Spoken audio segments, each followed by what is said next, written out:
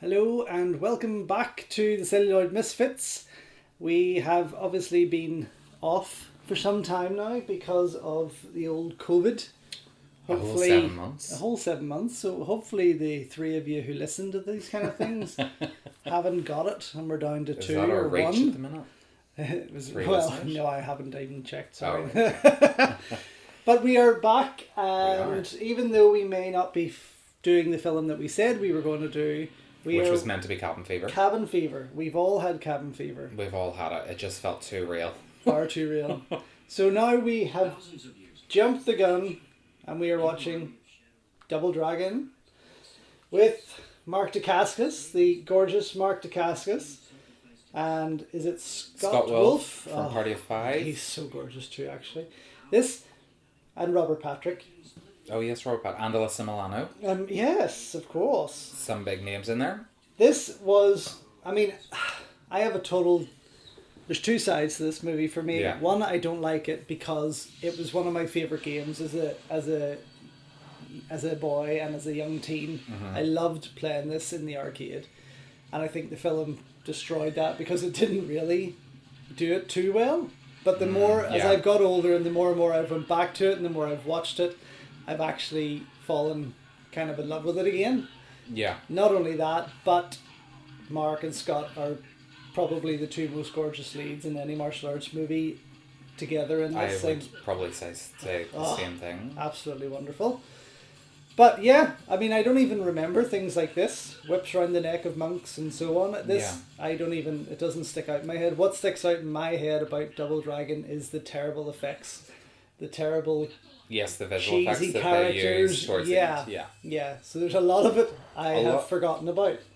There's a lot of it that I don't particularly remember. I mean, it's a movie that I do remember because it came out around the same time as the likes of Street Fighter and the Mortal Kombat adaptions and things like that there. So I kind of grew up on these kind of films. Mm-hmm. So, I mean, it for me, looking back on it objectively now as an adult, I can see its flaws, but obviously because it's full of them. Yeah, it's packed with flaws. In terms of enjoyment, it's actually an okay film. It's okay, yeah. I mean, it's in an era of Hollywood movies that I am not a fan of. No, you're not the biggest fan of the 90s. No, definitely not. And this is one reason why is that terrible production, sort of looking TV almost looking production value. Yeah, it does. I mean, what I think about 90s films, they got into this kind of like neon look and, you know, lots of like vibrant colours that were just completely unnecessary. It was kind of like, why are you doing it? But it gave it kind of a feel and a look. New Angeles 2007. Well, we're Does it look like that now? Actually, it looks better. Yeah. This was another fascinating thing. Obviously, was movies made back then. Even though this was 94, it's their perception of the future was amazing. Now, in 1994, I was leaving high school. 1994, I was 5. Right. Wow. So okay, so I was leaving high school, and to me, you know, there was movies like The Bronx Warriors and other stuff like that had other variations of what the future was going to be like and this kind of thing. This never really did it for me. But again, I can see there's like a cult charm to it. Yeah, definitely, 100%. It's never Robert Patrick's hair. Yeah, well, is a mood. So he had obviously 2 years before this, maybe he was in T2. Yeah, and that was obviously what really elevated him. Yeah, and he had done some other stuff previous, of course. Yeah, including one called Future Hunters with Richard Norton. Oh, I've never seen it. I have it on VHS there. It's a lot of fun too. But yeah, so an interesting choice of character for the villain. Because when you play the game, there's not a huge story element to the game. No, it's not. I mean, it's like box visuals, you know, it's like very boxy, old school arcade. It's an arcade game. It's an arcade game. Now I do have the 6-issue Marvel comic series of Double Dragon. Stop it. I have. There is that girl from...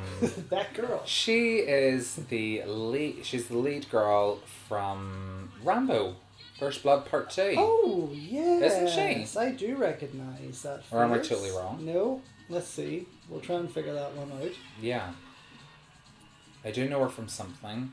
It's interesting. It's you know, watching back on these films, there's a lot of people who have either were big at the time. Yeah, yeah.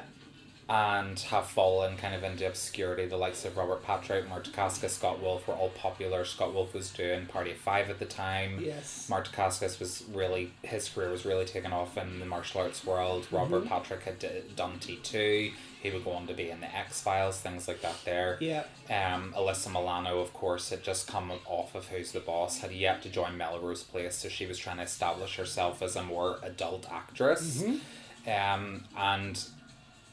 But then there's a lot of faces that I'm seeing in this film again that I'm like, oh, they've actually gone on to bigger things, you know, more popular things. Yeah. But there's also the very... So who is that girl? I really want to know who she is. Let me see. For me, Mark was robbed of Julia Nixon. Julia Nixon, yeah. So she Julia was Nixon. in... Babylon 5. Oh, Ready Player One. Unkind Day. So, I mean, she's a Final familiar Approach. face, but I do... Yeah, I did recognise her as soon as I'd seen her. Wild Thornbreeze. White Tiger with Gary Daniels, which we must cover I think at she was some in one of the stage. Amityville sequels, is she? Yeah, Amityville. Amityville A New Generation. Okay. But I think Sidekicks with Chuck Norris. Her first film, if you go... All the way... All the way back, was I think, Rambo First Blood Part 2. Okay, I've got something in my eye now, of course. Oh. Bear with, bear with. We're getting there.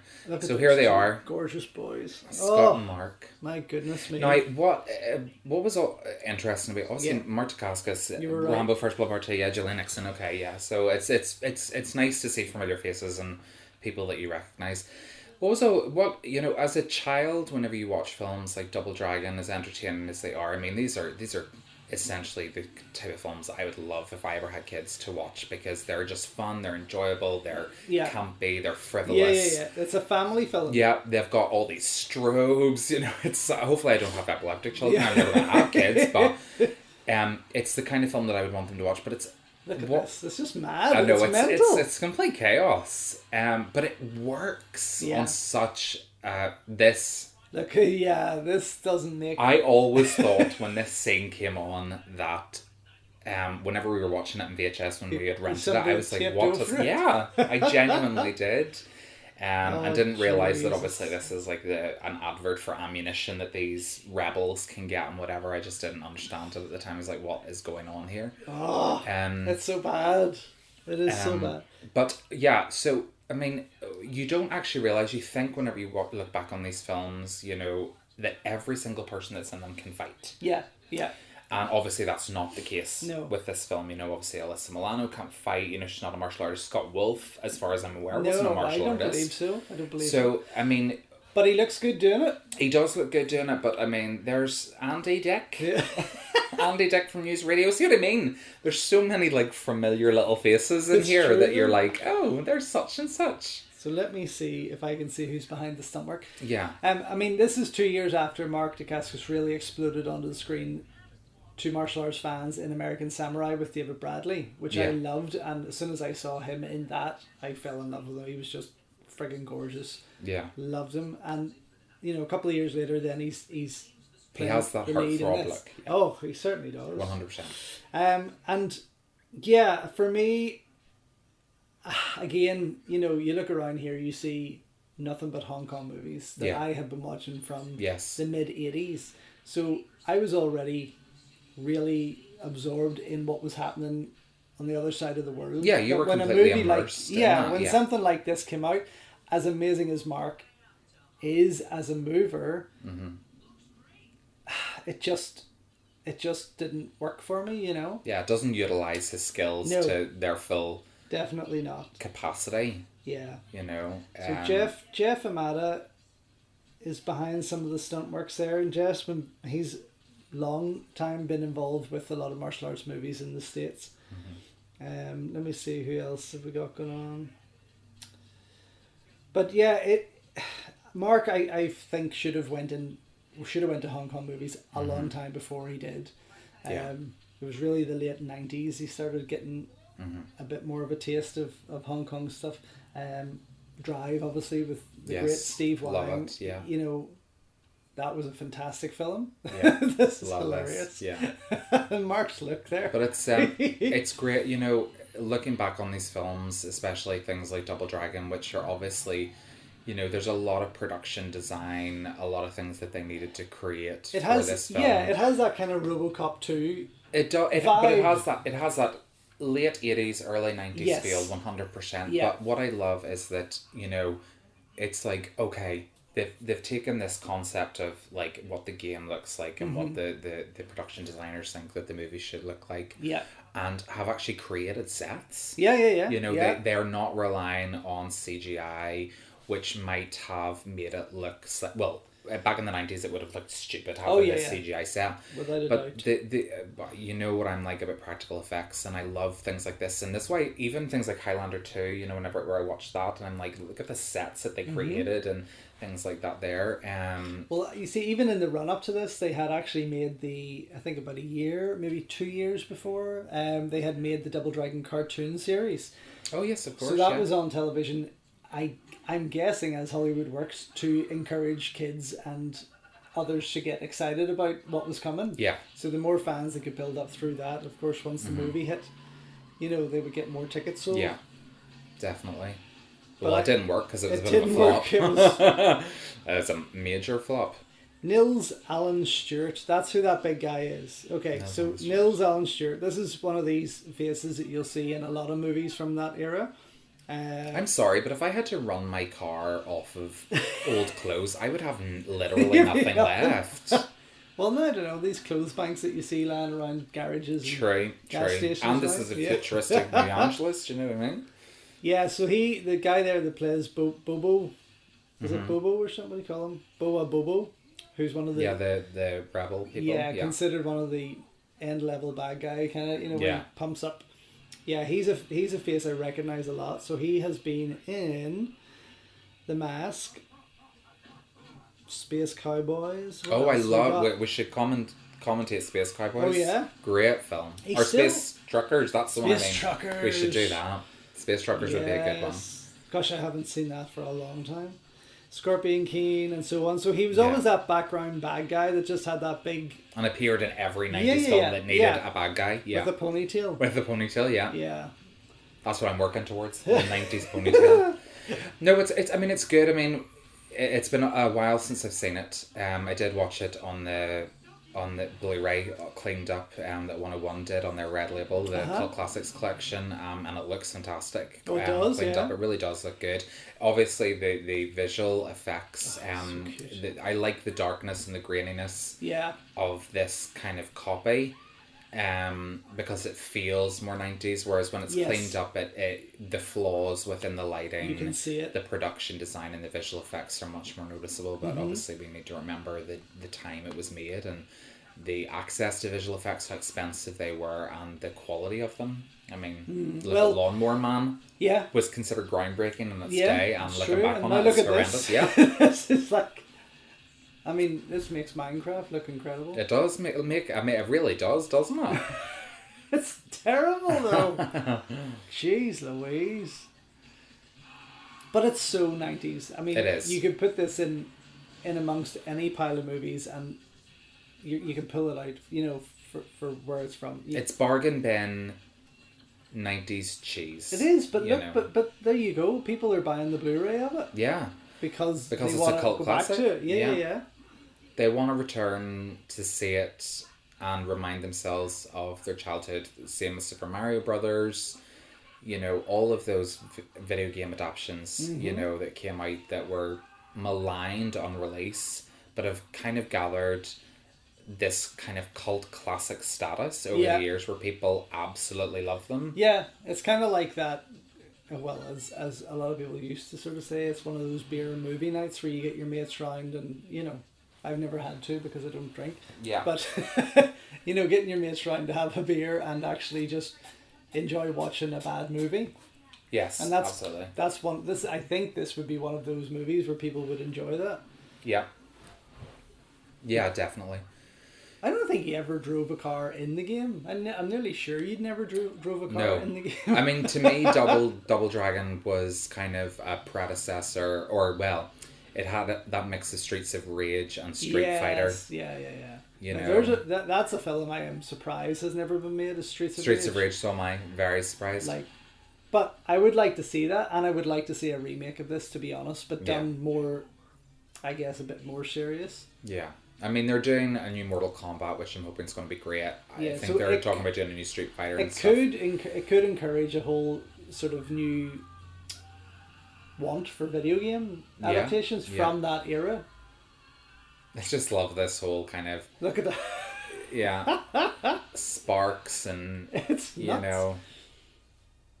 And you can't, it's just, you can't help but like it. Yeah, it really is. It's a film that is so daft and has a bad script full of puns, which you love. I love, and things like that there. And it's just got action, it's got the humour, but it obviously lacks what a lot of film fans want, is that kind of like... Seriously? Because the game was very dark. It wasn't... There was no funny nonsense about the game whatsoever. Yeah. It was quite just a serious... Beat 'em up. Yeah. That was it. Whereas this is kind of ridiculed that, in a sense. And I think that's what would have angered the fans most of all. Even the comic series, the comic books, they're very serious about it. They're not, it's not... This is the only comedic take on Double Dragon. But it's funny that, you're saying about the comic book fans. I suppose Double Dragon would kind of blend into that kind of comic book style thing, because it's a video game adaptation. And what a lot of people forget is there's so many stories in comic books. I mean, how long have certain characters and stories and games been around that, it's like... What story do we adapt? Do we create something new, or do we go with a story that already exists? And with Double Dragon, there was no story. No. So they had free reign to pretty much do whatever they want. Well, I mean, the scale of it is quite huge. It is massive. And there's Milano one of the most miscast roles I think I've ever seen in my life. Without a doubt. The outfits just drive me insane. Those kind of tie-dyed graffiti outfits. Hated them. So... The director, Jim Yukich, this is his first ever movie as a director. Really? So that would obviously perhaps be a big factor in why it wasn't a bit more... Slick. Yeah, slick, and also what a project to be given as your first movie. Yeah, big opportunity. I suppose you can't really put it down. I mean, as we all know, it's a cumulative effort between everybody in the production team. It's not. But like everyone blames the director. Yeah, it's not what we do. It's a huge team. Yeah, it's. They've clearly had a massive team. I mean, the director couldn't have built those sets, designed those costumes, all of that, unless he did, which I doubt very highly. I know he didn't. But yeah, they've had a big team behind them, and I think a lot of things get blamed so heavily on the director because they're the ones that are essentially directing. Yeah. But they forget about second unit. They forget about the production design. It's the director that comes up with storyboards, or unless they have a storyboard artist. Well, and they're getting, all of these things pitched to them, and they're the ones that has to, and the producers are filtering in the money and whatever. But also, that's it. There's a lot of fingers in the one pie there, and it's why a lot of big productions get so fucked up. Yeah, massively. I mean, as we talked about before, their New Mutants would be one of those. Yeah. A lot of studio interference and stuff. Yeah. But yeah, you kind of just wonder back then, did they care for this that much that they wanted to see it work? I think there's flares of this that shows that they wanted to potentially make a fun film and a good film, but they didn't really understand what they were doing. As I said, the Double Dragon universe as it existed back then was so sparse in terms of the narrative. It had no narrative. It was simply an arcade beat 'em up, with box controls. You know, it really was nothing. And I think that it's very hard whenever you're trying to adapt something that has no narrative, pretty much, into something really, really innovative, creative, and unique. I know, it's unfortunate. And they've kind of done it, but they kind of haven't. No, it's just whatever came to them in the first sitting. Probably they were like, "That'll do." Yeah. So one of the producers is Don Murphy, and the same year, Don Murphy was behind Natural Porn Killers. Yeah, Natural Porn Killers. I had a wee bit the of excellent Oliver Stone film. Biscuit on my tooth there. Did. Yeah. And Don went from Hell. Yeah. League of Extraordinary Gentlemen, Awful Shoot 'Em film. Up, the Transformers movie, Splice. Yeah. And so on, right up to Gemini Man. Oh, another awful film. So doesn't have the greatest track record, Don, does he? But he has a lot of comic book movies there. Yeah. A lot of comic book movies. So that's clearly what he does. It's had decades to get it right, and unfortunately he hasn't. No. And unfortunately. Was it ever explained in this film there's a lot of how they were brothers? No, I can't remember that. Yeah. I actually don't even know if I cared, to be honest, at that stage. No, I know. It's one of those things that you don't think about, that Dacascos is Asian American and Scott Wolf there is... definitely was no visual No. representation that they were brothers there. No. And let's see, who I have behind special effects? Nobody I know. No.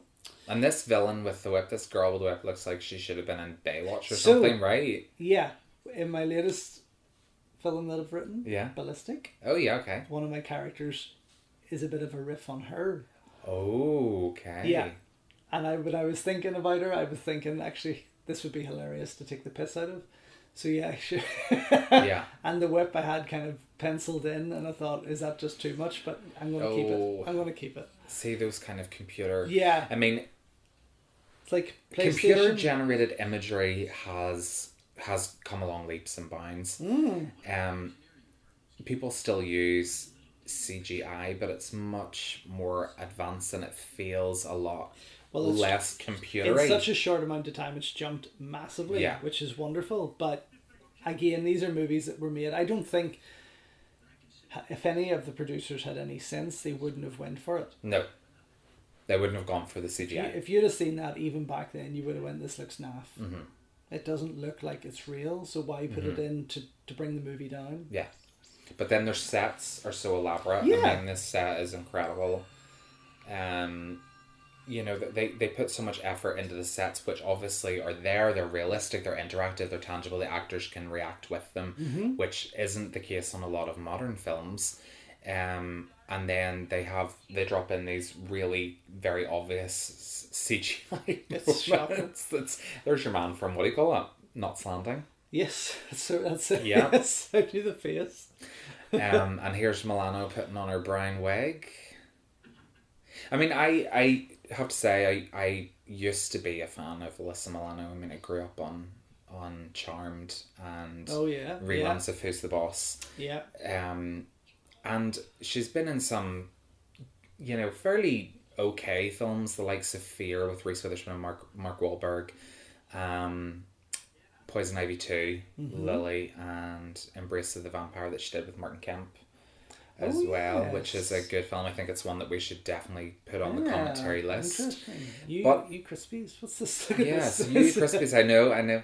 But this is where the film takes a transitional period for me, where it then starts to focus on Milano's character and this kind of homestead. More of a drama. It looks like a TV it does. soap opera, doesn't it? Yeah. You know, it goes from this really stylistic, innovative sets to then a very basic blasé home, and it's shot very much like a TV movie or a episode of a TV soap. Well, and even her wig screams. Yeah. Well, it screams. It just screams. I mean, that thing is probably alive.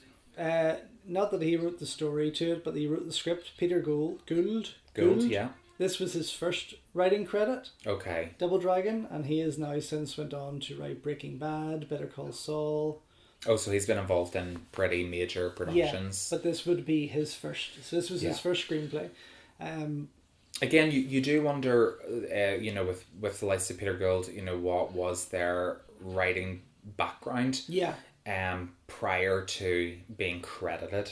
To Because I know like a lot of Joss Whedon's stuff, he was uncredited as a ghost or as a script doctor on Waterworld and films like that there, and he was never credited until much, much later in his career. When he got popular. So, as a first writing credit, for a major production, I think that, Peter had a lot to come up with. He had to devise a complete original story. Yeah.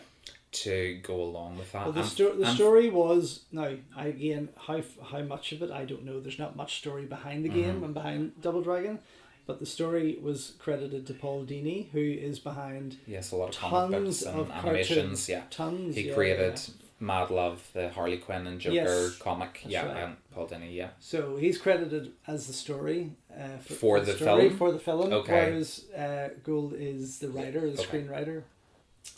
Yeah, I mean, you can see. Well, there again comes the comparison with comic books. Paul Dini has worked in so many comics over the years that it's very obvious. That they would work comparatively. Yeah. However, there is a part of me that thinks that it's a little bit too cartoony. Yeah, very much so. Imagine now if they had made it as an animated film back then, would it have been even better? Or is it because they already had the cartoon going? Yeah. Just maybe didn't it's space there. Jonas Gum, very 90s. He's very so cute. Cocky. He's very cute, but very cocky, isn't he? Yeah. This is a great sequence, actually. It is. I love this sequence.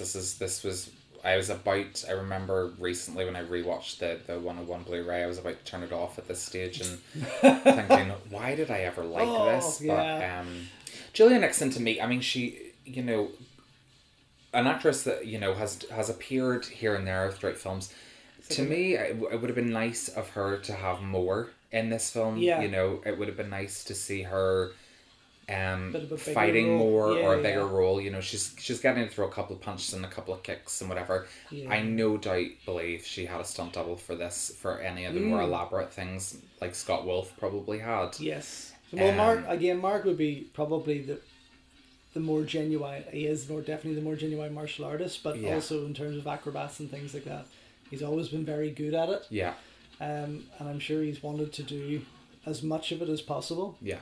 Now, this film was released what year? 94. Okay, so same year Street Fighter. Yeah, which was another disaster, but in the same vein as this, like. And they had in Street Fighter, or was it Mortal Kombat that they had the fight on the platforms?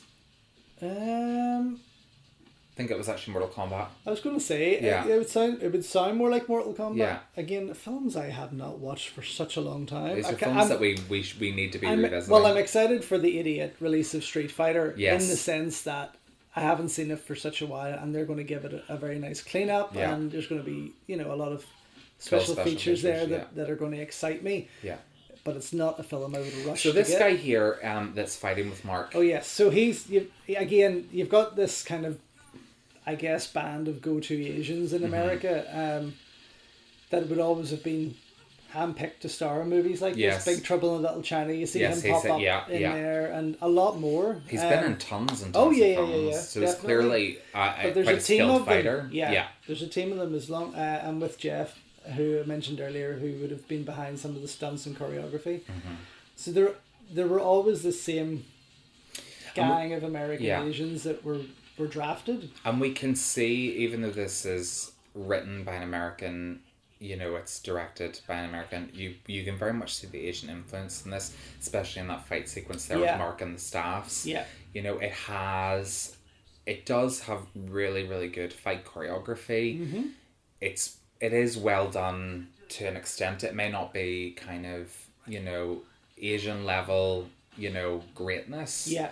But they certainly have made an effort to come up with innovative choreographed fight scenes. Yeah, definitely. So Al, his name was Al Leong, and he would have been in things such as Lethal Weapon, Lethal Godzilla, Weapon 4, yeah. Replacement Killers, Escape from LA, Shadow, yeah. So Seen so him much. in tons of things, And then yeah. you hit the martial arts of the 90s. So you've got Outlaw with Jeff Wincott. Yeah, Last the Action Kung Fu Hero, The Legend yeah. continues with David Carradine.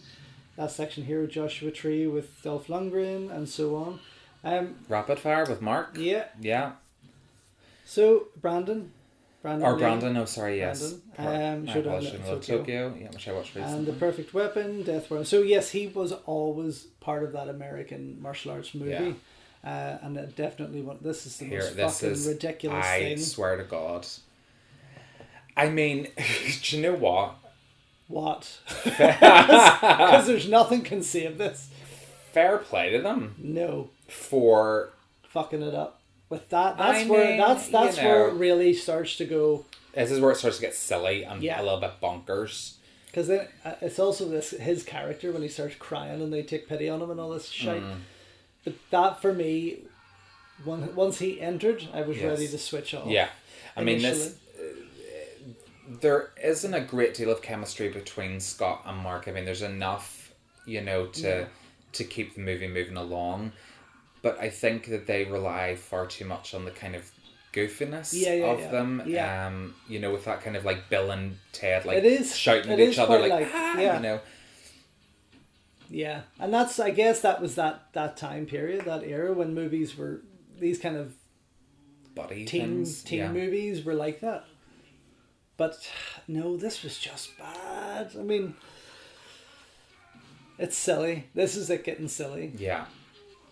So it is, and I'm sure if anyone on that cast had a bit of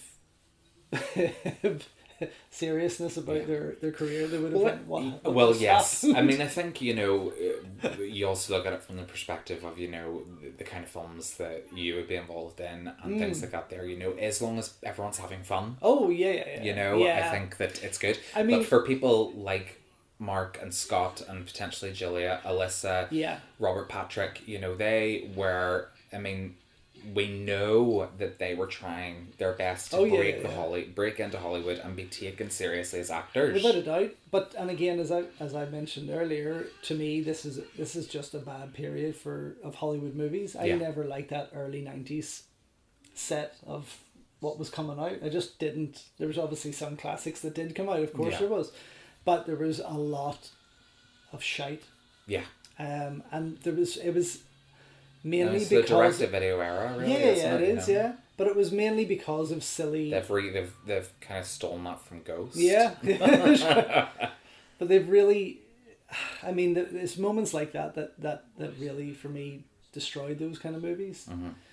And how they let it go ahead. I mean, why they just didn't get a skinny actor to play that character of El Bobo.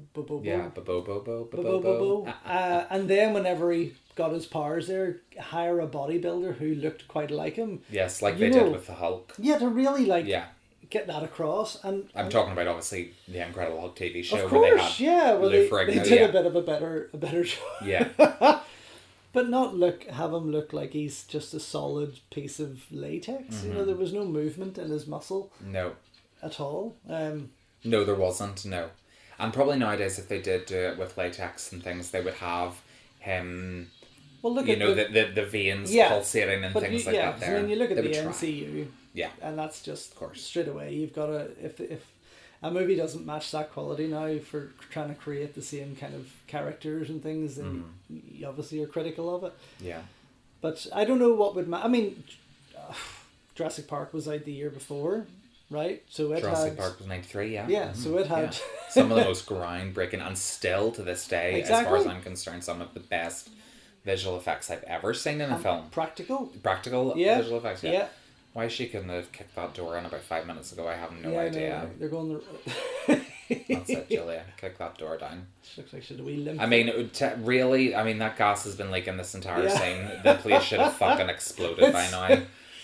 They're just overdoing it in time for the heroes. Oh no! Oh, for goodness. I forgot about this part. Sick. No, the only reason I would want to go back to the 90s, to this period, would just be to go into a video store and enjoy myself. Yeah. It wouldn't be for anything. It was always the much more enjoyable part of these things, wasn't it? You know, going into the video store and looking at the covers, the cover arts and the posters. The artwork for this, I enjoy. There's, well, apart from that bottom picture now, I look at it more, all the dodgy looking characters and their makeup and their Halloween makeup. Yes. I guess that's what it looks like. It's just people dressed up for Halloween. It is. It's like something I'd make for 20 quid. It's a cheap cover. There's no innovation in that cover. You know, they could have done something fun with that. Ooh, here's what I love. My favourite things in the whole world. There goes the budget. There goes. Well, no, sure, they have that big sequence on the river later. Oh, yes, the boat chase. Yes, of course. But I do love me some explosions. Yeah. I'm desperately trying to talk you into doing explosions. on ballistic, I want things to blow up. I'll see what I can do. But yeah. Oh, he's so cute. He is. That 90s hair. Why didn't we see more of that? Well, if you watched Party of Five, you would have seen it every week. I know that, but I mean, like, movie-wise, you know, if they'd have done a Double Dragon 2, would it have been even better? Doubtful. I mean, they did Annihilation, Mortal Kombat. Oh, Jesus. And right. as much, do you know what, I actually like it more because it's camper. There's an exciting kind of thing. There's this kind of real cheese factor to it. Do you know? And this is part of what I love about Double Dragon. Oh my God. Yeah, I mean... Kid, if only you could actually see what VR is like now. Yeah, exactly. You'd be like, what the fuck is this shit? What was I watching back then? And whoever decided on Alyssa Milano's haircut needs to be shot and killed. There's a lot of questions need answered here. There's a lot of questions that need answered. See, on the 101 release for this, on the Blu-ray, is there an audio commentary by any of the filmmakers? Do you know? I think there is an audio commentary. I don't know who's involved in the audio commentary. There's our guy. Oh, Michael! There's you. It's you, Michael Berryman. Michael and I are good friends. Yous are twinnies? We are twins. Yeah, yous twin it up. I do love a bit of Michael Berryman. I think I will look like that in about 10 years. Oh, 100%. That's terrible. All we need to do is bust your eye socket and then you'll be him. Michael is a very, very, very, very sweet guy. A very good actor. An incredible actor. Yeah. Incredible actor. And unfortunately always has to play to the stereotype. The stereotype of how he looks. Yeah. That's unfortunate.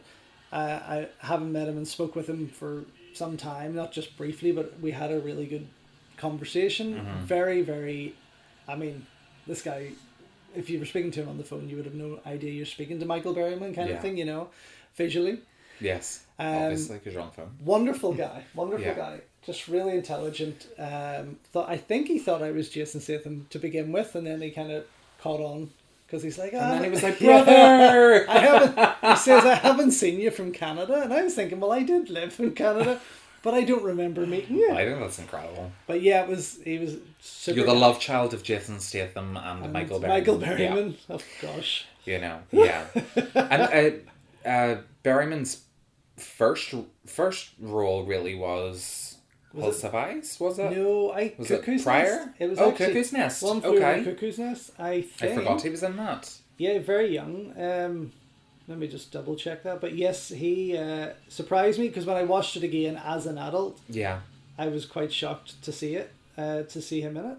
But so pleased to see him in it. Yes. Obviously, it's an incredible film. It's one of the most amazing films ever made. So a few small bits in Doc Savage, The Man of Bronze, which I haven't seen Doc in Savage films. 35 years. Yeah. Cool as Hell 2, I don't know what that is, but yes, One Flew Over the Cuckoo's Nest would be the one just before. And then 2 years later, The Hills Have Eyes, which obviously gave him the cover. Yeah, gave him the poster. And that was him. He was set basically as a stereotypical horror hillbilly character. Yeah.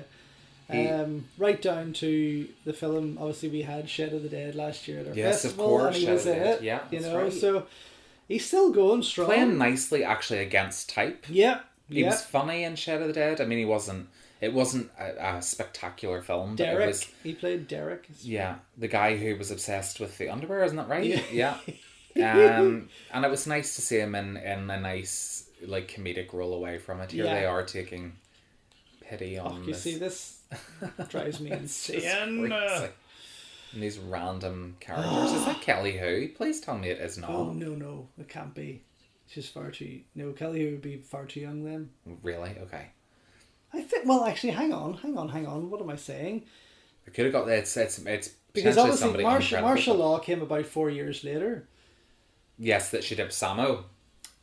Yeah. Yeah. So it wouldn't be unusual if it was her. Let me just see if I can. I mean, here this scene here where they're kind of sitting and New Angeles is behind them. I mean, it's a great shot. You had your head down for it, but it was a nice shot. It's clearly either matte, Oh, painting. or it could be. CG. Yeah. I'd reckon it's probably a matte painting that they've incorporated into the thing, but it looked well. And I think had they done things like that there rather than the CGI in this film, it would have worked a lot better. Yeah, you're right. Yeah, because it's something that they did a lot. Obviously, up until the mid-90s when they started replacing things with CGI backgrounds. Yeah, but yeah, definitely. it's unfortunate. It is unfortunate. Yeah. Can't. There's a lot of skill in older films that people don't appreciate, and we've touched upon this in the past that a lot of films that are considered classics and that people give 10 out of 10 they're 5 stars to, or they're A pluses. They look back and they're like, oh, it's boring, it's there's nothing to it, and they don't kind of really appreciate the mastery and skill behind a lot of the films that have been released. And I think that's the same with this probably. Yeah, there is an element of skill. You have to give it credit for. Of course, yeah. I completely wouldn't wash it aside. That I wouldn't. It does have something about it I do enjoy watching, but I think when the mistakes come about, they're so big. Yes. That it's disappointing. It's not anything else but disappointment. Yeah, I mean, it starts off nicely with fighting and things like that there, and then they do start to introduce this really crazy CGI, these really bonkers weird characters. And it's like there was no need for it. It could have been a great American martial arts film had they just kind of kept it real. See the matte kind of background there. Love it. That's nice. Yeah, that is nice. It'd be interesting actually to look back at the trailer of this, the original trailer, to see what they put in. Was it the best bits that they put in to try and I would say so. Sell it off. But there's movies made today this bad with these crazy looking characters, but purposely made to be that bad, because people do enjoy laughing at it. Yeah. And this is, I guess, indirectly become one of those. Well, yes, indirectly, I would say so. I mean, there is, like we've said here, there's moments of... Jesus Christ. There is moments of seriousness, but then there is this goofiness about it that you do wonder, was this intentional, or is this... Did they genuinely think that this was kind of like cutting edge or whatever, Doubt it. No, I mean, I wouldn't imagine so. But you can clearly tell where the skill lies in this film, and they're showing Mark doing his stunts. Scott's getting very cut. Scott is, there's a lot of rapid Look cutting. At the school kid man, that's scary. There's this is like Frankenfurter. A really bad take of the Warriors, when they had all the different gangs. This is like the rejects from the Warrior gangs. The Warriors, of course, that movie is. I love that movie. That's one of my all-time favourites. Great. But yes, I mean, the skill is very, as I say, very clear, very obvious. Mark knows what he's doing. See, they don't show... Look at them fingers. Scott kind of jumping and twirling. They're showing him jumping into a shot. Yeah, he's the comedy relief. He is. And even these high shots where they're not showing his face, you know it's very clearly a stunt double that's working on it. I mean... Let's attack him on a BMX. Yeah, woo! Because, I mean, let's face it, we can all run faster than a BMX. Well, I don't know if I could, but... But a great set piece. I mean, they have used it like they do in a lot of Chinese cinema. Yeah. They utilise their... Oh, Mark, that looked sore. Actually, it looked like his ankle went there, didn't it? Probably did, and they just couldn't reshoot it.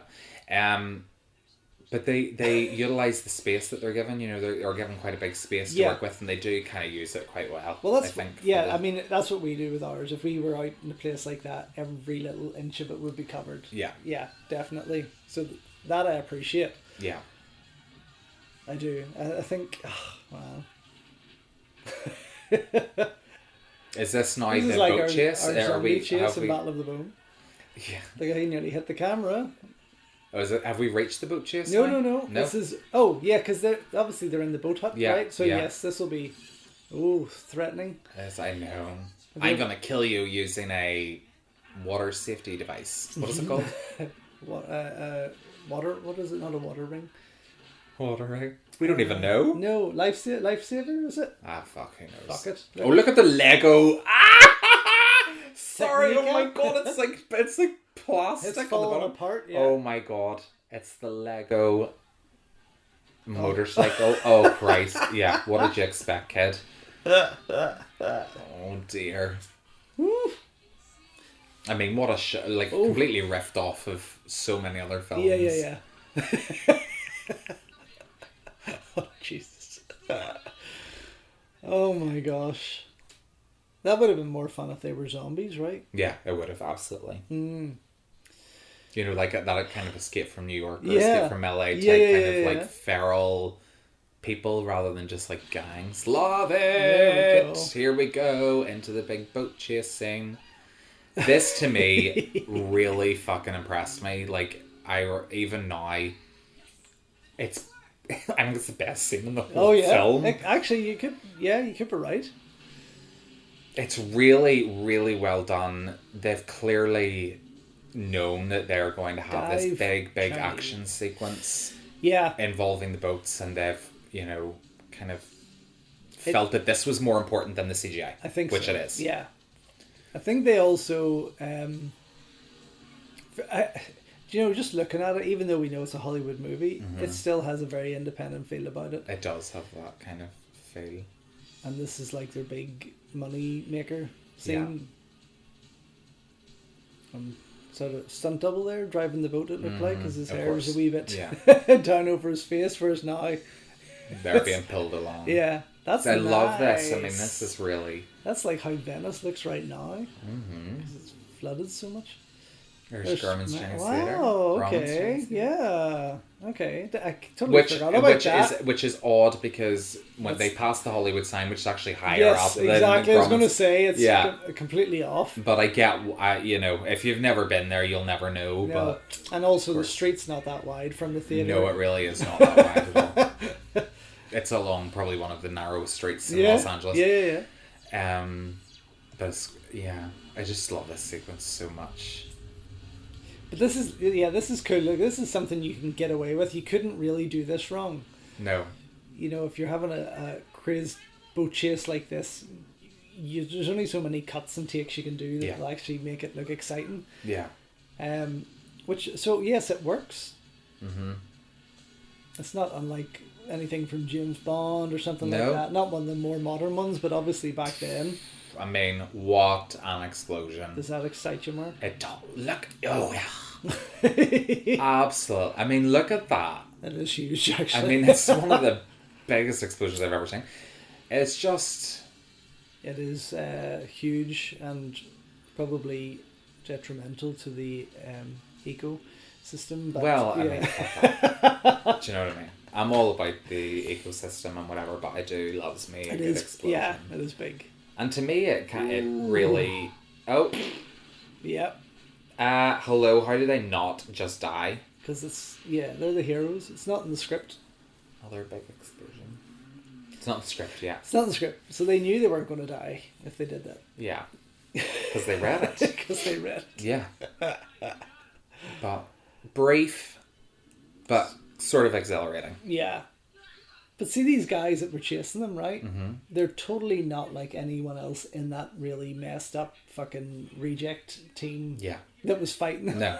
So that looked was more like CIA agents. Yeah, that was quite random. I mean, they've clearly just come from another movie and thought these guys are in the wrong film. Yeah.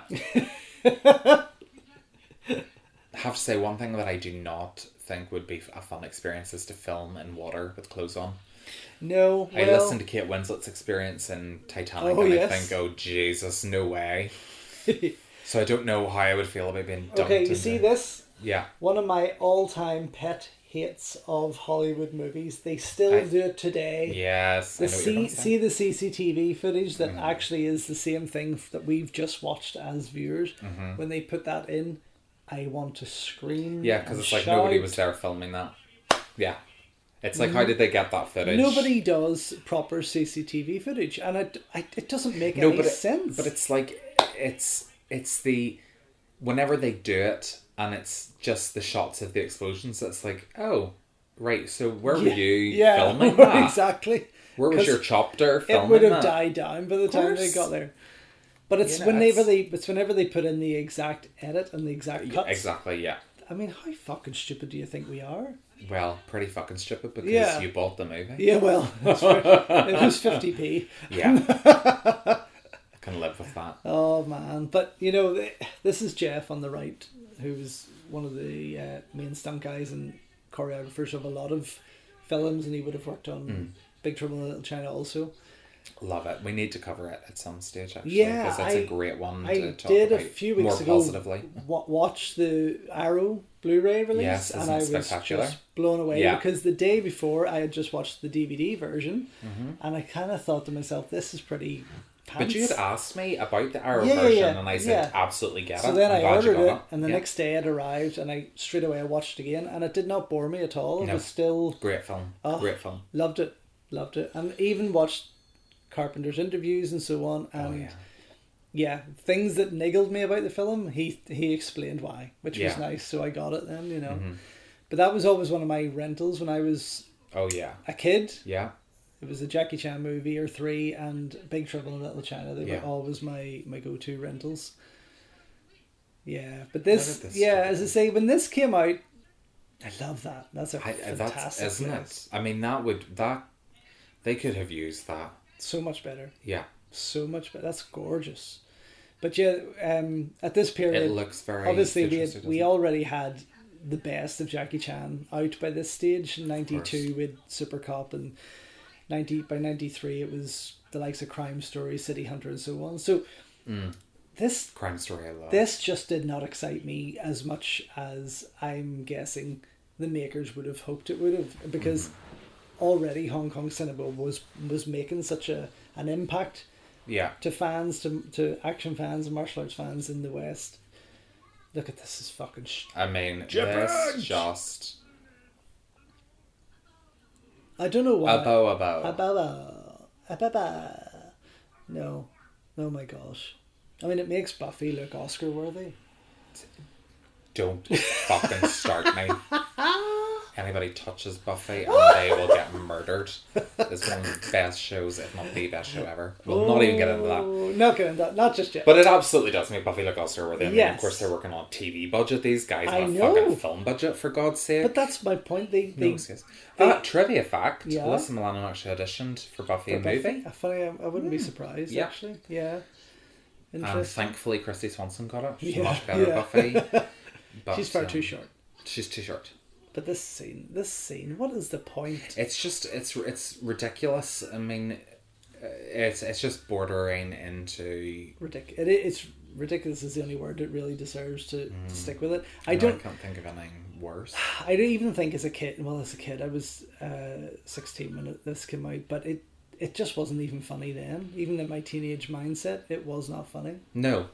No, I don't find myself laughing at any of the humour. You don't laugh with it. You laugh at it. I'm laughing at it, 100%. That's what it is.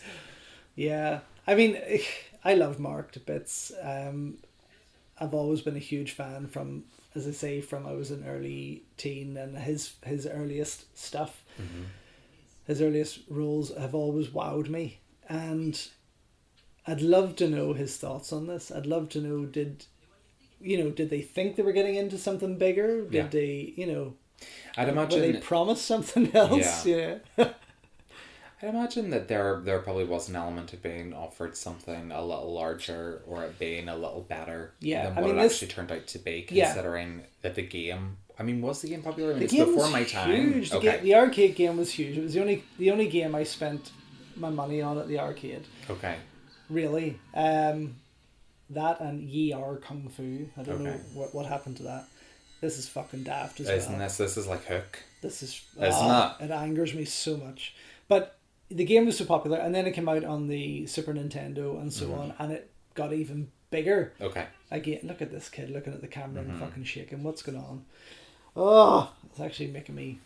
It's irritating me. It's irritating. Yeah. So, this is like behind the set, isn't it? It is. It's a very odd set.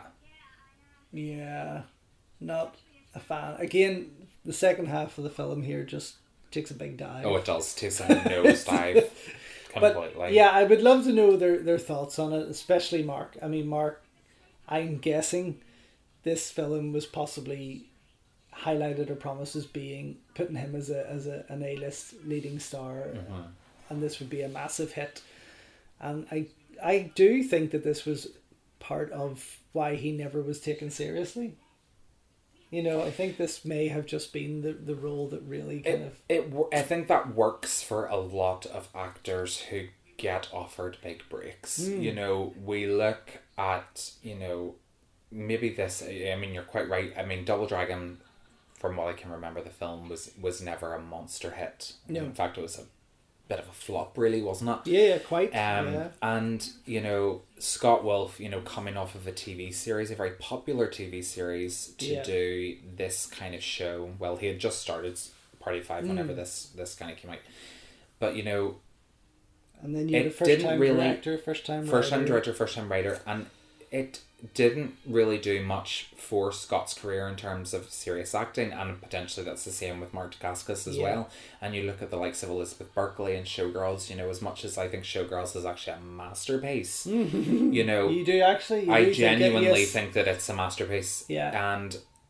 But the way she was directed ruined her career. Yeah. You know, she was never taken seriously as an actress again. Yeah. You know, and had all the potential in the world to be great, because she is she's ferocious in that film, and, you know, there's a lot of good stuff, but she was directed to overact. And again, it's the same with this kind of film. They are directed to act in a way that's more comic. Yeah. You know, that's a little bit more fun and whatever, and it's to its detriment. Well, now, 3 years later, the fantastic Steve Wang, again, someone I have a good conversation with about certain things in his movies that I wish he had come back into directing and into movie making. He made Drive with Mark Dacascos. Drive is a phenomenal movie. Drive's excellent. And it's one quite of my favourite action films. Quite similar in the sense that it has that futuristic setting. Yeah. But it doesn't cheese it up. It doesn't ruin it in any way. It has some, let's say, out of date now visual effects. Does anybody use rollerblades anymore? I mean, I had a pair of rollerblades in the 90s, but I mean, I've never seen anybody rollerblade. I think you know how popular they were when they make a movie about it, and Prayer of the Roller Boys. Oh, I love that. Remember? I mean, what a film. I mean, please. It would be interesting actually to see how Alyssa Milano feels about this film, considering her stance on Me Too and all of those things. The films that she went nude in, having close-up shots of her rear end. I mean, how does she feel about that? You know, is the future version of this release going to have a cutscene now? yeah. Is she going to ask for the shots of her bum to be taken out of the movie?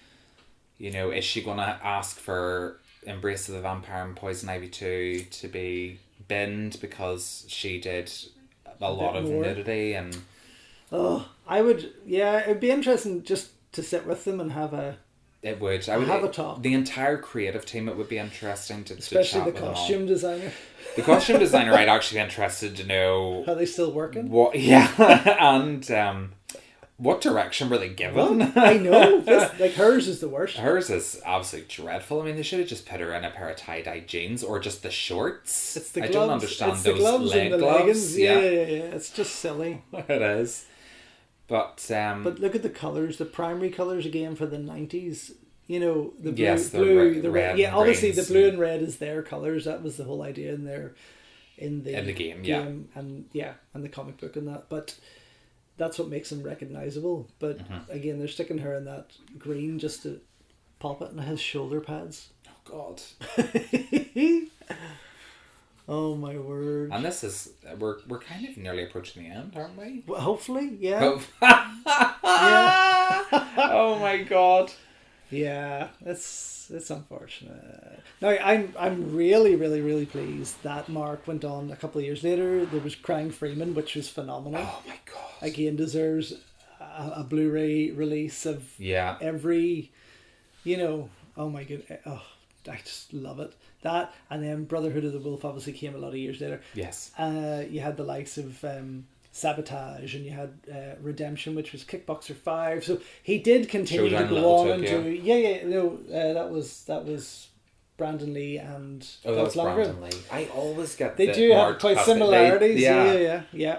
But Mark's much better, I think, than Brandon Lee is.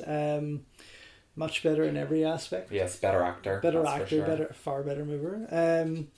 But he just went on to do so much more, and a lot of it was direct to video. He did get to fight Samo in Martial Law, which was wonderful. Cradle to the Grave against Jet Li. Oh yes, a good movie. So thankfully his career has went on, and he's still going strong today, obviously with John Wick 3, Wu Assassins. Who's this? Mark Dacascos. Was in Wu Assassins. Yeah. Did I miss his entire role? You must have done, because he was quite a big role, yes. Oh, flip. And I loved it. It's been renewed. Mark. Sorry. Yes, let me show you how he looks in Wu Assassins. The same as he does. Oh, yeah. You remember now? It's because of the hair, obviously. It is, the hair and the gauntness. And he's trying to look like me there. He is. But he's like that George Clark one.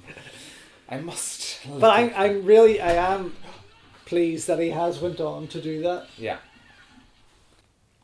Boom! She nearly got a punch in the fanny there. So the spear, or a spear in the fanny. Hashtag me too. Well, hang on. Fanny means backside in America. How do they know what we're talking about? Yeah. So again, a bit of a silly moment, and in the game, the female character with the weapon, the spear and stuff, has a much bigger presence throughout the game than what she's had here in this movie. Bam! It's a bit of a shame, really, isn't it? Oh, it is. Characters that exist in the universe that get kind of sidelined. To... Yeah, just for other characters that aren't even in it. Yeah. Yeah, for like her character is not in it at all, no. But again, they've used Milano because of who she was at the time. Yes. People knew her name. And they need a female lead. Yeah. Who was probably cheap. Yeah. As well. And she was that. She was that. Look at that. She was that. I think Robert Patrick had a bit of fun doing this, if I'm being honest. It probably did. I mean, I could imagine that they all had fun. I mean, it certainly looks like a fun film. Yeah. But... Oh, yes, get in there. Clearly these two can't fight. No. It's unfortunate, isn't it? I wonder who actually used the whip. But there's a very interesting looking set there, isn't it? It's like something from Dawn of the Dead. Oh dear. I love that. I don't remember this. What is this all about? These are the creatures on the front cover. You know, the ones that they're creating, the fighters, like these zombified. Okay, so they're like creating... Okay. Mark Dacascos got very dusty. Yeah. Yeah. They all have. But her I suppose hair they is have still just perfect. fallen down a Oh, so good. Those dimples. I know. Oh, here we go. So this is one that, This is where we veer into horror territory here. I mean, that doesn't look scary at all, really, does it? Would you know what, if I was in a morgue and that jumped up, I think I'd be pretty fucking terrified. Look at the size of him. He is, he's massive. It's clearly a basketball player. player. I was going to say. No, he is a basketball player. And again, this was a big thing back then. Yeah. You know, you had Shaq O'Neal doing Steel. Yeah, that's right. You had a lot of basketball players pulled in to do movies as these. Yeah, Michael Jordan for Space Jam. Yes, which was a favourite of mine. Yeah. Oh, for Oh goodness dear, sake. she's just died by a plastic Yeah. cupboard. Look at the Look at state them of all. this. Christ. She's dreadful. She is just, She is the worst. Oh my god. Oh. Oh, okay. So they're not zombies. They're just they're able to talk. It has been so long since I've focused on what is going on here. But I mean, the entire kind of, oh dear God, what on earth is this? Bad special effects. Yeah, it is. That was woeful. Oh man. But it makes me wonder why they didn't. It makes my eyes hurt. But it also makes me wonder why they didn't, for doing a film like this, why they didn't cast people who were more appropriate for the roles. Yeah. Oh, definitely. It's a very Alien 3 moment there. Yeah. It's probably where Alien 3 got it from. Well, you imagine. Yeah. Well, what year? Alien 3 was inspired by. Yeah. Alien 3. I think was just 2 years, 92. It would have been it would have been around this same period. Yeah. Yeah. Gosh. But yes, it's. I mean, they picked faces from recognisable TV shows. They knew that they could get people for cheap. Mark Dacascos hadn't really done. Yeah, so this is his breakthrough role as such, until he went on, obviously, to do what he should have done in the first place. And yeah. Although I do enjoy his comedic roles, like in Drive, I really enjoy him in Drive. He's very, well, his moves are phenomenal. It's probably his best movie for his moves, but his comedy's great. His comic timing, his, you know, his character, his cuteness, but I just wish he had been given so much more. And if there was a more seasoned director behind this, it could have actually been a wee bit better. More money and a more seasoned director, it could have been a much better film. Yeah. And it's very evident that I keep saying a lot of effort has clearly been put into. Well, had they put Steve Wang on this, for example, who did obviously the Guyver movies, yes, as well as creating the creatures, because he is a creature creator, a sculptor and special effects master. So if he had been behind this as the director and been behind the creatures, and they would have looked much better. Yeah. These people aren't even, I don't even remember them in the game. Like this. No, but that's what I'm saying. They had a lot of creative freedom to kind of create whatever really they wanted, but keeping it very much a martial arts beat 'em up type film. Based on the game, it should have said. Based on the best-selling video game. But then, I suppose, if it was to be She's wearing welding gloves. That's what I thought. Yeah. Oh, special report. Here's a special report. Interrupted by Channel 69. I bet you that was a funny thing I'm at sure the time. It was. Hey, what channel should we call it? Channel 69. And with some real footage there. Of actual lighting. Because they can't be arsed filming their own. It's a Black Lives Matter. Okay, George. A bit too topical. For the commentary. Just saying. So the random police force here that have just been introduced. Her father is the police chief. Yeah, that's right. Who is in cahoots with and Robert this is Patrick. your guy who plays Black Lightning. Is that Chris Williams? No, it is not. Fuck, I was going to say, my God. He's quite alike, isn't he? But it's I was going to say he's aged phenomenally. Yeah, he's went back in time, hasn't he? Yeah. This is kind of like a wee moment of Assault on Precinct 13, isn't it? But they don't get trapped in They don't get trapped. No. Unfortunately, had they went down that route, it would have been fantastic. Yeah. I mean, I don't know if this was to be remade today. I think casting two unknowns as the brothers would be great. Casting two unknown fighters, but also having a strong cast involved, and it's not unlikely that it may not be remade because of the big game adaptations and the remakes. For example, Welcome to Jumanji, Welcome to the Jungle, all that kind of thing. Yeah. So, and of course with the Resident Evil TV show coming up on Netflix and things. Yeah. But the thing is Double Dragon as well remembered now as the likes of Mortal Kombat, Street Fighter, Resident Evil. They would have to really market it. They would need to put out another game, modernise the game. And it would I think if they made it a darker, more adult themed. But that wouldn't have sold in the 90s. It wouldn't have. know. Sure, look at Batman and Robin. Love Fuck off. it. Genuinely. I genuinely No, do. not Batman and Robin. Is it Batman and Robin? The one with Clooney? Arnie? Yeah, Clooney and Arnie, yeah. Jesus. But that was the same kind of thing. Yeah. Bright colours, yeah. cheesy acting and cheesy lines. But that was part of its charm. That was that time, that era. So they and all people were went like, down worst movie ever made. Well, actually, no. I've seen a lot far of fun. fucking worse. Yeah. Like and I've had worse times watching a film than I have with Batman and Robin. And it's the same with Double Dragon. I've had far worse times watching movies than Black Christmas, for example. Like Black Christmas. Is it ever going to be forgotten? Probably not. It's ingrained in my mind forever. Tenet, you know. Things like that. I liked it. So. But yeah. Yeah. I mean, she's got a great colour. I'd love a colour like, a bit of a tan like that. But maybe I need to bleach my hair to make it look even... Maybe, George, you need to bleach your maybe I need scalp. hair, yeah. But yeah, it's odd casting choices. It is, it really is. It's, I think, again, another big reason to be behind why it didn't work. Mm-hmm. Yeah. Not so much that it was bad casting, very odd casting. Odd casting. This weak direction, weak writing. Yeah.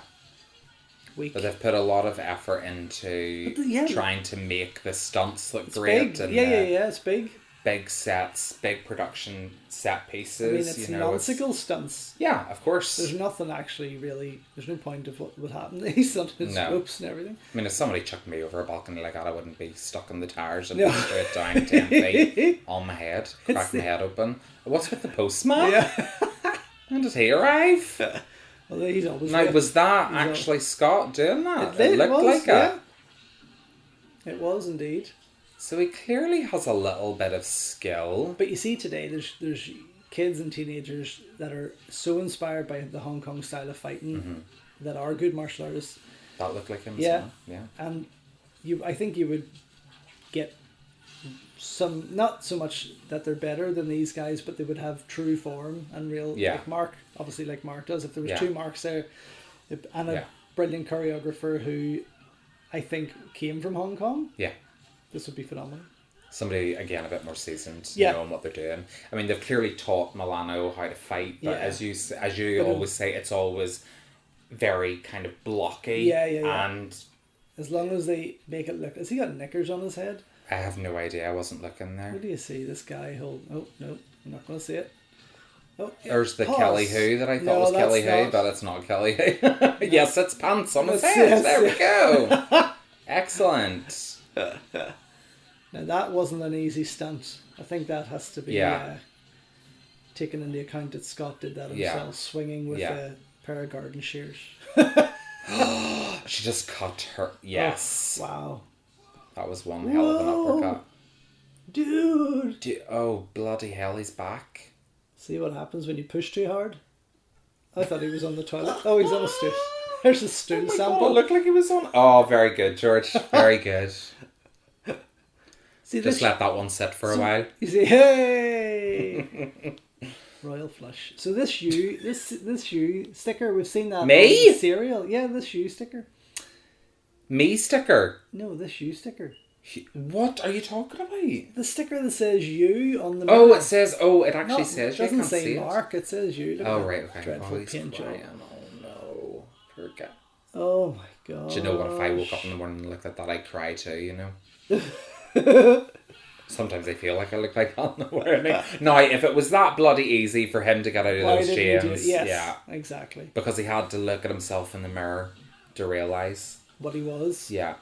But is that what happens to you in the mornings when you look in the mirror? Do you like get off your chains? I do. Yeah, I usually unchain myself from the bed. Yes, and look in the mirror. Then get the doctors to come and let me out. Oh, and then have a look in the mirror because I'm not allowed sharp objects in the room. Well, that's when you just take time to reflect. Yes. Another good one. Oh, nice. Indeed. Oh, hello. Oh, stop. Hammer time. Yeah. See, even in the 80s, there was better movies than this, such as The Last Dragon, Big Trouble. Yeah. All that kind of thing, you know, and I think it just kind of came at the wrong time. I think if they had done this in the late 80s, before all this fucking bright colour nonsense came in. Yeah. And when Double Dragon was a huge arcade hit then, again, it may have just been a bit... It would have been a very different film. Oh, aye. Very different film. Oh, his kicks are lovely, aren't they? To what he definitely has a definite form to him. Yeah. That's... Well, he's still at it. Every time he posts something on his Instagram, he's doing this. Yes, I know. He's still I do flipping watch about. his Instagram and think, wow, Yeah. my God, are you still doing that? I would have arthritis by this stage. So I would. Scott's quite small. Do you know what? I looking want to compared. bring back those 90s curtains. Do you I really? think if I grow my hair long Oh, enough. look, there's the game. You see? Yes, oh. Didn't I even... actually think I look like Mark Dacascos. I can... Well, yeah. If I Hang on, grow my hair a wee bit more and... Yeah. Do you want me to turn the light on? So... and I look like Scott Wolf. You wish. I do wish.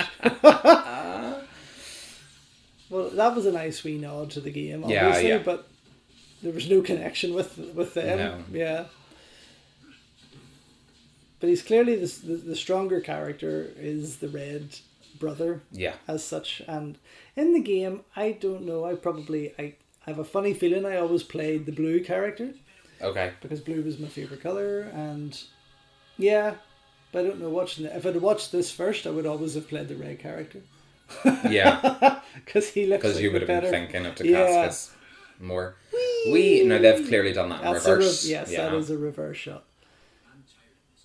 That's probably So are we. Yeah. Bam! Right through the wall. Right I mean, this is the kind of thing that you want to do, is have Yeah. like rooms where you can like literally smash burst them through, and I do, and I will. you will. Well, you will get I mean, there. My husband might not enjoy it when he comes home and sees the state of the house, but I No, will. but you know what? He's the one making all the money, so he can pay for the Yeah, renovations, he, right? yeah, he likes renovations. He does. Sometimes you just need to knock a wall down to get someone to get their shit together. It can be arranged. But you notice as well how Mark's obviously he's acting with as if he's As Robert Patrick, possessed, yeah. but he pulls it off quite well. So he's jumped from that cutesy kind of role of the naive teen to a bit more sincere, nasty man. But Mark's, I find, has always been very underrated. And the only thing I don't like Mark playing is the bad guy. He's too soft-spoken, I find, and too nice to be a bad guy. And it doesn't work often. Yes, he has too much of a kind of charm Yeah. to him. Bam. It's like it's like quite a lot of people that you couldn't see in a bad guy role because they're just too charming. They're too... Oh, we've got Miss Corona 2020 here. I've been tested. That have that kind of general kind of just niceness about them, you know. And they don't suit the bad guy role. No. Yeah, he would be one. Mark definitely does not suit the bad guy role. I don't think Scott with those dimples would play a good bad guy either, but... Can you imagine? Or Scrooge there. Oh, it's Robert Patrick. Coming up like he did in... T2. Yeah, there we go. I wonder, again, was that a little nod to his role there? Possibly. What is that effect? I'm trying to imagine. Is it shadow? Is it like invisibility? Is it... Etch-a-sketch? Etch-a-sketch? Yeah, right. Oh, here's another very typical 80s thing. Dim all the lights, have flashing like lightning, and then lots of wind. Strobe lights and Yeah. stuff. Mm-hmm. So when you watched this on 101 on the Blu-ray, was it nice and clean? It was crisp. So the colours were like all the greens and the t-shirts and all the colours were very, very vivid. That would probably make me violently sick. They did clean it up very, very well. Okay. I mean, I wouldn't say it's like that was actually quite a nice effect there for oh dear. Yeah. I don't remember this, the double demon Again, there's thing. things like this you put out of your mind for a reason. Yeah. And then we drag it back. But then I watch it and I'm kind of like, well, you know what? It has got its moments. If you trimmed it down to a 20-minute movie, it would be amazing.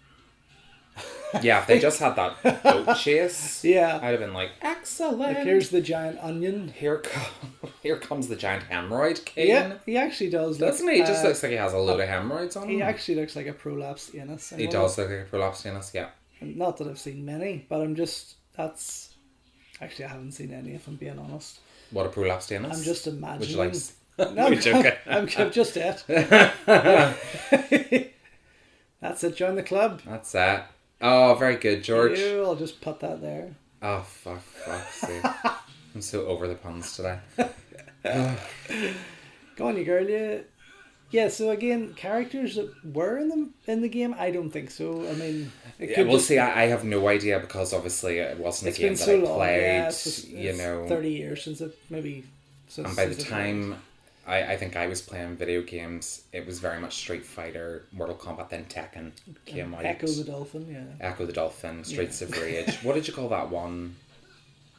That was Axe. That's what I actually would have loved them to have adapted that. Golden Axe would have been amazing had they not remade Conan 10 years ago. Yeah. Or Golden Axe, I could have seen like a very Beastmaster style. Yes. Movie. Yes. Beastmaster's one that we should probably cover as well because I do love it. But I again, the Golden Axe, that was a period, obviously, in the 80s when every other flipping video release was Sword and Sorcery. A big muscly, Conan style character. Tons of them, and there was a missed opportunity for Golden Axe. That what? Was that Scott? Oh yes. Of course. He looks really affected there. Doesn't he? He's like that. Is that the best you got, bitches? He's like, I'm still living off my paycheck from T2. Yeah. Go Double Dragon! Oh shit! There had to be a wee flipping cheesy line, didn't there? Is that what they say there? Go Double Dragon? No, I don't think they do, but it's probably better than what they did say. And here they are in their costumes from the games. Yes! It's a bit late, but yes. And Julia's back. Whee! I would have had them in that much earlier. Oh yeah, I'd had them in that the entire fucking movie. Without a doubt. In or out of it, I don't care, but now they look even hotter. They do. Oh, gosh. Oh no. Yeah, it was a terrible kick. It was. That was better. Oh, but yeah, the suits do look fun. They look typically 90s, but they look fun. And they look very video gamey. Yeah, I would like to get one of them for the next fancy dress party I'm going to. Oh my god, you and Kenny could totally go as Jimmy and Billy. Gay Double Dragon? Yeah. Oh, hello. Oh my gosh, I wish I could jump into guys like that. You can, but you get arrested. Very odd set design though, isn't it? Yeah. Like the beach ball and surfboard inside. Too much. It is. And I'm going to just finish before this all ends with another thing I hate about especially 90s American movies, the extras. Yeah, they just stand around and do fuck all. Dreadful. Yeah. Dreadful. They're given, I think today, they're given a bit more direction. Yeah, absolutely. But they're just awful. So good to see. It didn't even look like he was talking there, did it? No, it's supposed to be Mark's voice, you see. Oh, right. Oh, I see. Gotcha. Yeah. He's an odd wee character, I think, Robert Patrick as well. Very versatile actor. Yeah. I think probably gotten better with age. Yeah, possibly. But for this kind of thing, too young. Or just been given better roles in general. That's very true. Is he shitting his shirt? Yep. Yeah, he clearly has an eating problem. Take me in, big boy. Very good. It's not. No, it's not. It's that was a more very good, that's the end kind of thing. Yeah, this is it over. Oh, that's a sweet wee moment. Isn't it? Did you ever see Mark's Only the Strong? No. It was after this, I think, and that was his capoeira kind of big martial arts in Brazil, set in Brazil film. Fantastic. I have it there on VHS actually. We must give it a shot. Mm-hmm. Yeah, that was another. And again, something else around that time when Mark was starting to get these roles, and obviously this wasn't the hit that he was expecting. Yeah. And everything else that came out after that got him a bit more recognition. But people still go back to this. Yeah. Oh, he's done this, and this. But you remember Double Dragon? Yeah.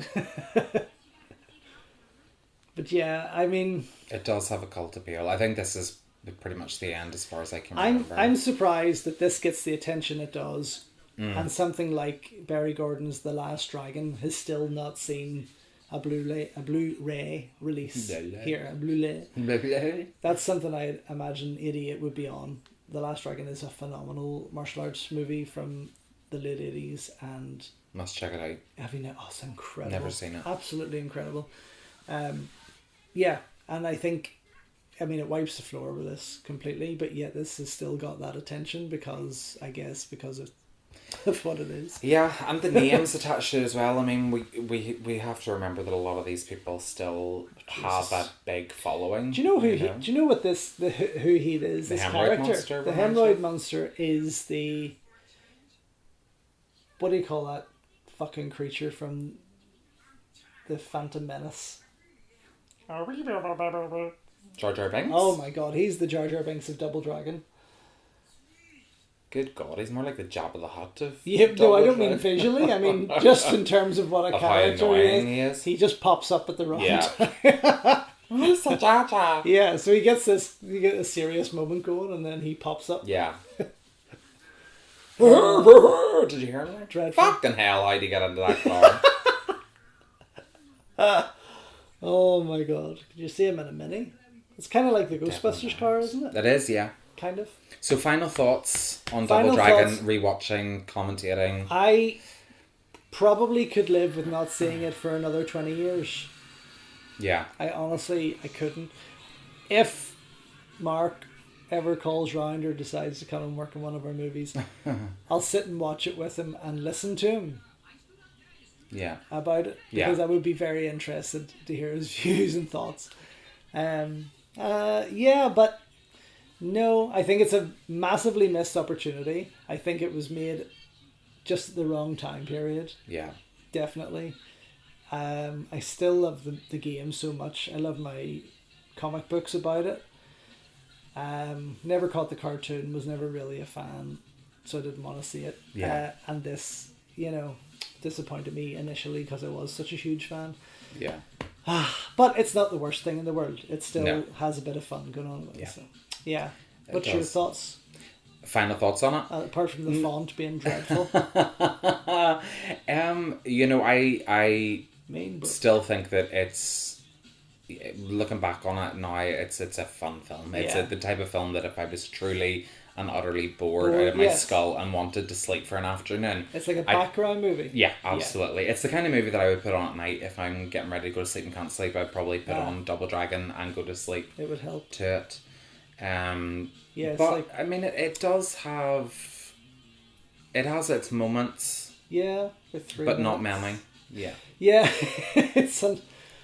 it's unfortunate. Mark, we do love you. And We do love you, obviously Mark you Dacascos, didn't. It's not your fault. No. You were the best thing in it. Yeah. But yeah, I would like to see a remake. I I think where did Double Dragon the video game originate from? Interestingly. I do not know. It would be interesting. I was too young at that stage to really get into all that. A lot of those things did originate from Japan, though, Yeah, like yeah. arcade Oh, games. yeah, So it would yeah. be interesting to see if the origin country of Double Dragon. I think it was set do- in America though. I think. Oh, was it? I think. I don't see any reason why they couldn't, though, set it in Tokyo or No, somewhere exactly. in Japan, or Yeah. or even have a Just kind in of case you Japanese missed. cast. Just in case you missed all the cast titles there. This is it again. Yeah, just in case we needed reminded. Just to make Of the how everyone film a wee was. bit longer. But yeah, Linda Lash, love that name. Linda Lash. Yeah, that's the character name. Oh right, It's a whip girl. That was a whip girl. Yeah, they were very tricky to fight in the game. I remember as a youngster, as I got older, they were Yeah. much easier. The ninja. Oh my god, they had a rats. character called Oh, Mohawk. so Roger Ewan and Ron Ewan. Okay, so yeah, they're The ninja wraiths at the yes, end. they've went on Wow. to do a lot. So they have, but A lot of stunt people in this film, as you'd imagine. Roger Ewan. yeah, Jeff Amata, Ronald Ewan. Okay, so yeah, I mean that there's a good team behind it. Yeah. On the action side, definitely, but it just suffers too much, I think, from the Hollywood. Todd Ellis, property master, you went overboard. And your prop assistant should have been like, what? Yeah, I don't yeah. never need to see this again. No, I think that this is this is my third and probably final time I'll ever watch it, I think. As you say, unless you're bored. Unless I'm completely bored of the contents in my bedroom DVD player. If you're dating someone and you want to get rid of them, put it on. Well, I thought that was actually going down the road of if I'm dating someone and I want to get rid, put it on. Because they won't be interested in this. But yeah, no. Yeah. Fair enough kind of movie. What rating would you give it? Didn't we do this on the 7 months ago? I can't remember. Honestly, 2 out of 5. Because it's good. Yeah, as in there's enough entertainment in it for me to make it watchable. It's not the poorest movie I've seen. I'd say 2 out of 5. 2 out of 5, yeah. Yeah. It's fair enough. That's fair. I don't want to say 1.5 because I think there is something there that we obviously that brought us back to it. We were tickled by. Yeah. But no, I wouldn't go any more than that. No. And that's probably being generous. Yeah, that it too, I think, is probably being generous because I've seen much worse. It's easy. Yeah, it's easier for me to score out of 10, and I'd probably give it a 2 out of 10. Ooh. Yeah, harsh, right? 2 or 3 out of 10. So that's like a 1.5. Yeah. But I'll go with the 2 because there was some things in there that did. And it's not even a case of. I mean, I keep saying this. I appreciate the work involved. Yeah. Obviously, knowing what it takes to make a movie. They shot in the Philippines? Yeah, I just saw that. Wow. Interesting. But although some of it was shot in the Philippines, it'd be interesting to know what scenes were shot in the Philippines. Probably the outdoor scenes, I would say, for New Angeles to make it look like a shithole. Well. But nothing against. Sorry. we do love all Asian countries, you must say. And they create some amazing movies. They put again, I go back to what I said at the start of the Asian cinema puts this to shame. 100%. And what was coming out in the early 70s from Hong Kong puts this to shame. Yeah. You know, there's no denying it. They could have learnt. This is made for an American audience. It is 100%. Completely cheap. I just realised it's 104 minutes. It's far too long. It is far too long, my God. Anyway, thanks very much for watching or listening. Thanks, guys. It's nice to be back. Hopefully we'll keep this going weekly. Yeah. Unless we get a second lockdown. Yeah. And even if we do, I can't even say what we're going to do next because we're going to scrap our list and just we're just going to wing it. Yeah. Wing it. Thanks for listening. Thank you. Bye.